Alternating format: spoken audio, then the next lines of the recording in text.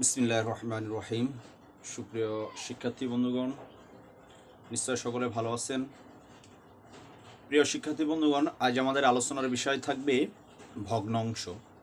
তো ভগ্নাংশ তো আসলেই একটা পার্টে শেষ করা সম্ভব নয়। আমি এটি পর্ব আকারে 2-3টা পর্ব হিসেবে আমি এটি নেব। আজকে প্রাথমিক পর্যায়ে আমরা ভগ্নাংশের কিছু পরিচিত পর্ব, আমরা এই ভগ্নাংশটা কি, কত প্রকার, কোনটাকে কি ভগ্নাংশ বলে, এই পরিচিত পর্ব নিয়ে আমরা আলোচনা করব। তো আপনারা অবশ্যই পুরো ভিডিওটি দেখবেন এবং আমার এই ক্লাসটি যদি ভালো লাগে তাহলে বন্ধুদের মাঝে শেয়ার করবেন। আর আমার যে চ্যানেল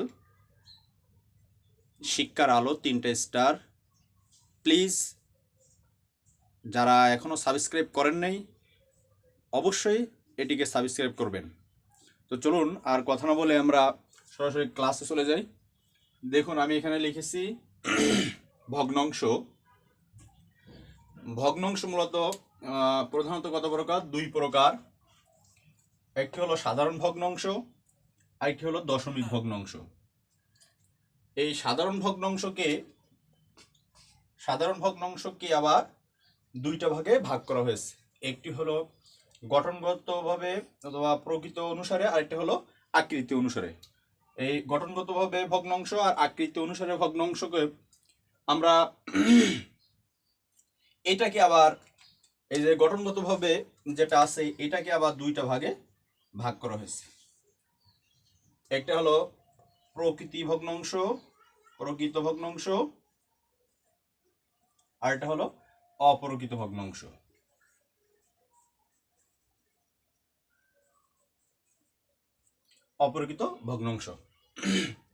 তো বন্ধুরা, আমরা শিখব। প্রথমে আমরা এই ভগ্নাংশ কাকে বলে, এটা অবশ্যই এই ভগ্নাংশ সংজ্ঞাটা জানা দরকার। ভগ্নাংশ সংজ্ঞাটি হলো এরকম: দুটি পূর্ণ সংখ্যার অনুপাত বা ভাগ করলে যে ফলটি পাওয়া যায় ওটা হলো, তাকেই কি বলা হয়? ভগ্নাংশ বলা হয়। আপনারা কিভাবে লিখতে পারেন? সংখ্যাটা হলো দুটি পূর্ণ সংখ্যার অনুপাত বা ভাগ করলে যে রাশিটা পাওয়া যায় তাকেই ভগ্নাংশ বলা হয়।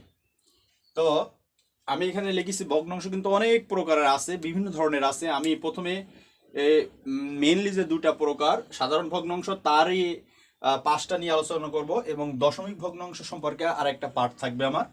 এই সাধারণ ভগ্নাংশের কে আবার 2 ভাগে ভাগ করা হয়েছে, এটা গঠনগতভাবে, এটা আকৃতি অনুসারে।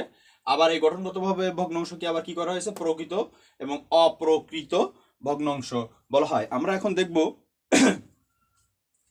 যে প্রকৃত ভগ্নাংশ কাকে বলে এবং অপ্রকৃত ভগ্নাংশ কাকে বলে। দেখুন, প্রকৃত ভগ্নাংশ,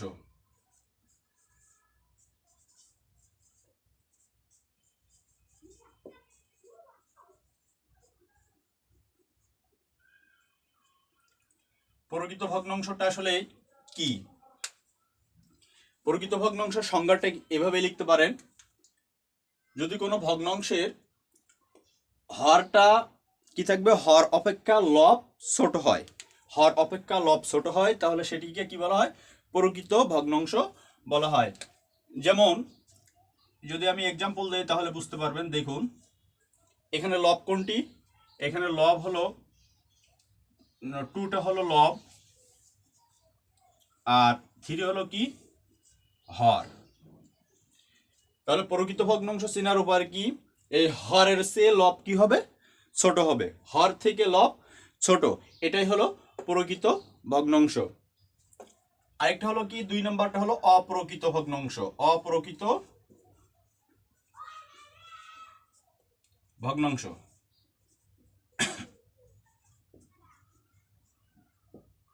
দেখুন, অপ্রকৃত ভগ্নাংশটা কি?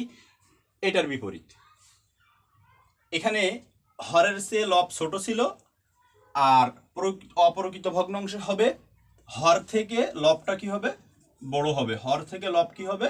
বড় হবে। এটাই কিন্তু অপ্রকৃত ভগ্নাংশ। এটা গেল আপনার গঠনগতভাবে যে ভগ্নাংশ দুইটি প্রকার, সেই দুইটা প্রকার।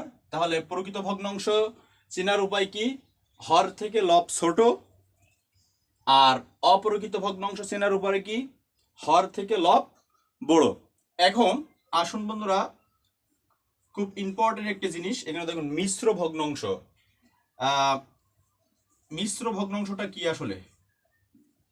মিশ্র ভগ্নাংশ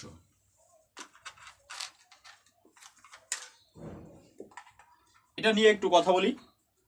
দেখুন, মিশ্র ভগ্নাংশটা হলো এই যে অপরিকৃত ভগ্নাংশ,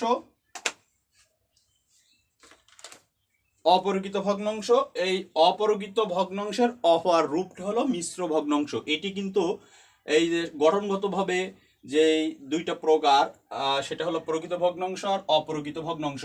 মিশ্র ভগ্নাংশটা হলো অপরিকৃত ভগ্নাংশের অপর রূপ, এটাকেই মিশ্র ভগ্নাংশ বলে। এখন মিশ্র ভগ্নাংশ কাকে বলে, মিশ্র ভগ্নাংশটা কি, কাকে বলে, এ সম্পর্কে সঠিক একটা ধারণা থাকা উচিত। দেখুন, মিশ্র ভগ্নাংশের সংজ্ঞাটা হলো এরকম: পূর্ণ সংখ্যার সাথে, একটি পূর্ণ সংখ্যার সাথে এই যে প্রকৃত ভগ্নাংশের যোগফলকে মিশ্র ভগ্নাংশ বলা হয়। যেমন আমি যদি এখানে মনে করুন 1 যোগ 1 একটা পূর্ণ সংখ্যা, একটা কি একটি পূর্ণ সংখ্যা, একটু লক্ষ্য করেন তাহলে অবশ্যই বুঝতে পারবেন, কনসেপ্ট ক্লিয়ার হবে। 1 হলো একটা পূর্ণ সংখ্যা, এর সাথে আমি কি বলছিলাম, এই যে প্রকৃত ভগ্নাংশের যোগফলকে কি বলা হয়? মিশ্র ভগ্নাংশ বলা হয়। দেখুন তাহলে 2/3, এটা 2/3, এটা কিন্তু প্রকৃত ভগ্নাংশ, এটা যোগফল। এটা যোগফল যদি আমরা করি এখন, তাহলে কি বের হয়? দেখুন 3, এখানে আসছে 3 যোগ 2,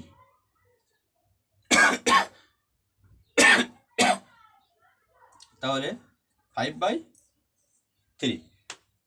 দেখুন এখন এটা কি, এটা আগে বুঝতে হবে। দেখুন, এটা একটা সাধারণ ভগ্নাংশ, এটা কি মূলত একটি সাধারণ ভগ্নাংশ। সাধারণ ভগ্নাংশটাকে কোন ভগ্নাংশের ভিতরে পড়ছে এখন বলুন তো বন্ধুরা? এটা প্রকৃত ভগ্নাংশ নাকি অপরকৃত ভগ্নাংশ? নিশ্চয় এটি অপরকৃত ভগ্নাংশ। অপরকৃত ভগ্নাংশের সংজ্ঞা কি ছিল? যে লব থেকে হর কি হবে? হর থেকে লব বড় হবে, হর থেকে কি হবে? লব বড় হবে, তাহলে হবে অপরিকৃত ভগ্নাংশ। দেখুন এখানে এই যে হর থেকে লব কিন্তু এটা বড়, তার মানে এটা অপরিকৃত ভগ্নাংশ। এবং আমি এখানে বলেছিলাম যে অপরিকৃত ভগ্নাংশটার অপর রূপ হলো মিশ্র ভগ্নাংশ। দেখুন আমরা এই যে মিশ্র ভগ্নাংশটাকে আমরা সাধারণ ভগ্নাংশ যখন নিয়ে আসলাম, তখন কিন্তু এটি অপরিকৃত ভগ্নাংশ হয়ে গেল। তার মানে এইটার অপর রূপ, মিশ্র ভগ্নাংশের অপর রূপ হলো অপরিকৃত ভগ্নাংশ, আবার অপরিকৃত ভগ্নাংশের অপর রূপ হলো মিশ্র ভগ্নাংশ। এখন আপনারা এটাও কিন্তু একটা, এটা পূর্ণ সংখ্যা, আমরা এটা কিভাবে লিখতে পারি যে 5/7, এটা কিন্তু একটা মিশ্র ভগ্নাংশ। এটাকে যদি আপনারা দেখেন সাধারণ ভগ্নাংশে যদি রূপান্তর করেন, তাহলে ঠিকই অপরিকৃত ভগ্নাংশ। মিশ্র ভগ্নাংশকে যদি সাধারণ ভগ্নাংশে রূপান্তর করতে হয়, তা কখনোই প্রকৃত ভগ্নাংশ হবে না, ওটা সবসময় অপরিকৃত ভগ্নাংশ হবে। কারণ এখানে বলেই দেওয়া হয়েছে যে অপরিকৃত ভগ্নাংশের অপর রূপ হলো মিশ্র ভগ্নাংশ। তার মানে এইটাকে যদি দেখুন আমি সাধারণ ভগ্নাংশ আনি, তাহলে কি হয়? 7 × 7, 7 × 5 12/7 হয়। দেখুন এখানে হর থেকে লব বড় হয়েছে, হর থেকে কি হয়েছে? লবটা বড়, আর হর থেকে লব বড় হলে সেটা কি হয়? অপরিকৃত ভগ্নাংশ হয়। তো বন্ধুরা অবশ্যই যে প্রকৃত ভগ্নাংশ, অপরিকৃত ভগ্নাংশ এবং মিশ্র ভগ্নাংশ এই সম্পর্কে আর কোনো সমস্যা থাকার কথা না। তো এরপরে আমরা দেখব যেটা, সেটা হলো যে সমহর বিশিষ্ট ভগ্নাংশ কাকে বলে, সমলব বিশিষ্ট ভগ্নাংশ কাকে বলে, এবং কোনটি বড় কোনটি ছোট, এটা আমরা দেখব। তারই মাঝে আপনাদের কাছে করজোর রিকোয়েস্ট, আপনারা অবশ্যই আমার এই চ্যানেলটি যারা এখনও সাবস্ক্রাইব করেন নাই, তারা সাবস্ক্রাইব করবেন, আর অবশ্যই বন্ধুদের মাঝে শেয়ার করে দেবেন। ভালো লাগলে লাইক কমেন্ট করতেও ভুলবেন না। তো দেখুন আমি এখন লিখব সমলব বিশিষ্ট ভগ্নাংশ।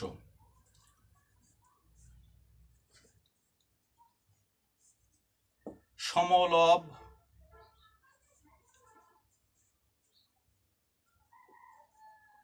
বিশিষ্ট ভগ্নাংশ।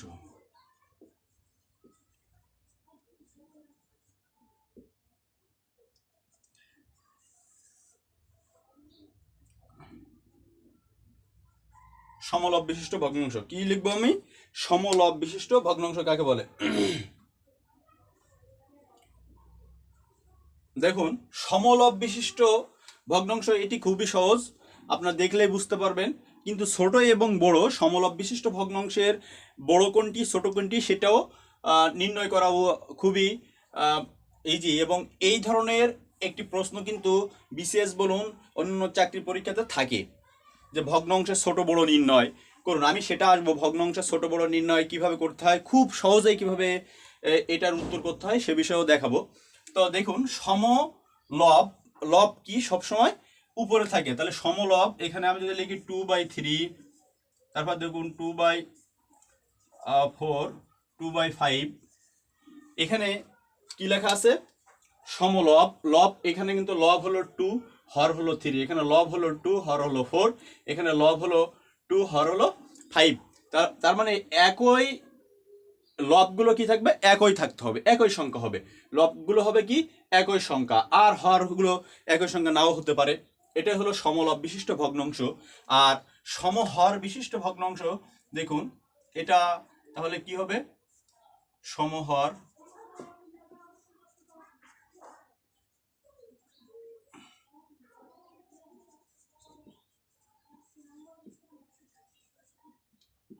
সমহর বিশিষ্ট ভগ্নাংশে ঠিক সেম জিনিসটাই হবে, কিন্তু এটা সমহর, হরগুলো সমান থাকবে, একই সংখ্যা হইতে হবে, যা হোক না কেন একই সংখ্যা হবে। তাহলে আমি যদি 3/5, 4/5,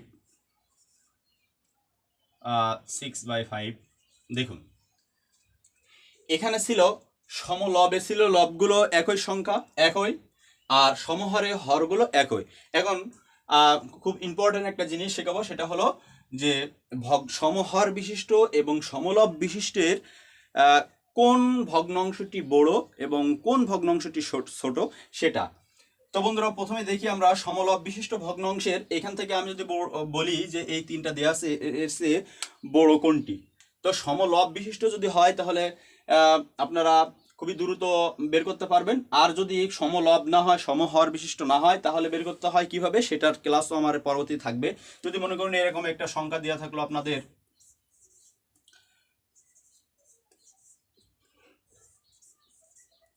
এরকম থাকতে পারে, এর মধ্যে বড় কোনটি, এর মধ্যে বড় কোনটি নির্ণয় করুন, তার মানে এর ভিতরে ছোট কোনটি নির্ণয় করুন। তো এই ক্লাসটা আমার এর পরে যে ক্লাসটা নেব তাতে থাকবে, নিশ্চয়ই আপনারা দেখতে ভুলবেন না।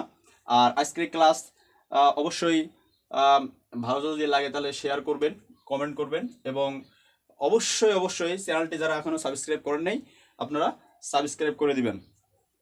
তো এই ক্লাসটা আমার এর পরবর্তী ক্লাস থাকবে ভগ্নাংশের।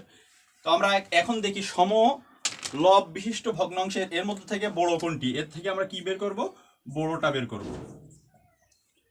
দেখুন, বড় বের করতে গেলে দেখব আমরা সবচেয়ে ছোট হর কোনটি আছে। সমলব বিশিষ্টের ভগ্নাংশের বড় কোনটা হয়? সবচেয়ে ছোট হর বিশিষ্ট হর আছে যেটা, সেটা হলো সবচেয়ে বড়। তাহলে দেখুন এখানে আছে কিন্তু হর হলো 3, এটা হচ্ছে সবচেয়ে ছোট হর, তার মানে এখানে বড় হলো 2/3। একটু যাচাই করে আসি, দেখুন কিভাবে 2/3, এটা এই তিনটা থেকে 2/3 বড় কিভাবে হলো। আমি কি বলেছি? সমহর বিশিষ্টের সমলব বিশিষ্ট ভগ্নাংশের সবচেয়ে বড় কোনটা হবে? যদি হর সবচেয়ে ছোট যেটা ওইটাই হলো সবচেয়ে বড়, আর হর সবচেয়ে বড় যেটা ওইটাই হলো সবচেয়ে ছোট। ঠিক সেম জিনিসটা সমহর বিশিষ্ট ভগ্নাংশের এর উল্টাটাই হবে।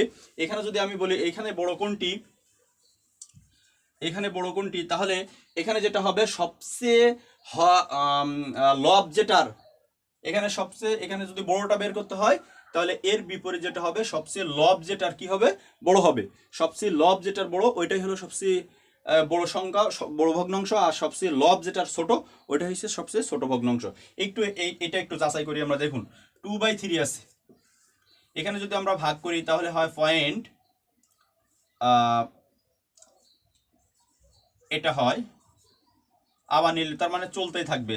6.666 পেয়েছি প্রথমটায়।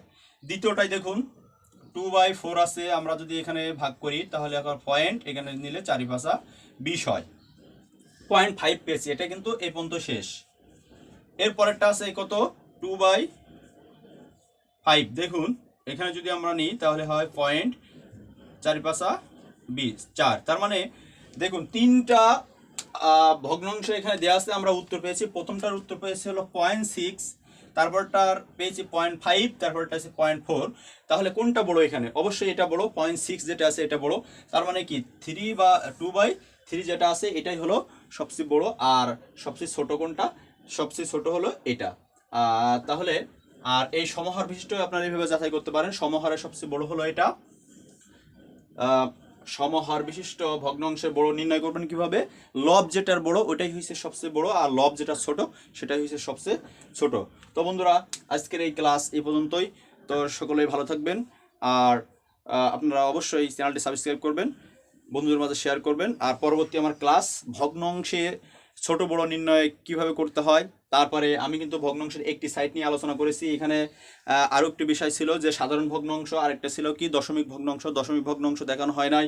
তারপরে এখানে আরও একটা বিষয় ছিল আপনার যেটা হলো আকৃতি অনুসারে ভগ্নাংশ তিনটা ভাগে ভাগ করা হয়েছে। একটি হলো সরল, এটা জটিল, আর একটা যৌগিক। সরল ভগ্নাংশ কাকে বলে, জটিল ভগ্নাংশ কাকে বলে, যৌগিক ভগ্নাংশ কাকে বলে, এটাও দেখানো হবে। তো সকলে ভালো থাকবেন, সুস্থ থাকবেন, আল্লাহ হাফেজ।